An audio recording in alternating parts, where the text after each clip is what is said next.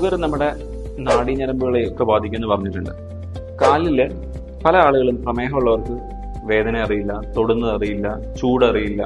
Okay, അപ്പൊ പ്രമേഹം ഉള്ള ആൾക്കാർക്ക് നമ്മൾ ചെയ്യുന്ന ഹോസ്പിറ്റലിൽ വരുമ്പോൾ നമ്മൾ വെറുതെ ബ്ലഡ് ടെസ്റ്റിനെ നോക്കിയിട്ട് ആ മരുന്ന് മതി ഈ മരുന്ന് മതി എന്ന് പറയല്ലേ ചെയ്യുന്നത്. അതിനകത്ത് വ്യായാമമുണ്ട്, ഭക്ഷണ രീതികളുണ്ട്, മരുന്നുണ്ട്. കൂടാതെ ഡയബറ്റീസിന്റെ കോംപ്ലിക്കേഷൻസ് ഉണ്ടോ എന്നുള്ളത് പരിശോധിച്ച് നോക്കുകയും ചെയ്യുന്നത്.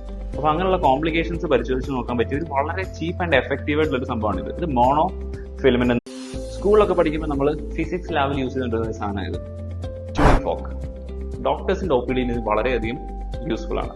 ENT ഉപയോഗിക്കുന്നുണ്ട്, പക്ഷെ ഡയബറ്റോളജിയിലും പ്രമേഹത്തിന് ഇമ്പോർട്ടൻസ് എന്ന് പറഞ്ഞാൽ നമ്മുടെ കാലില് നമുക്ക് നഷ്ടപ്പെടുന്ന ആദ്യത്തെ സെൻസേഷൻസിൽ ഒന്നാണ് വൈബ്രേഷൻ.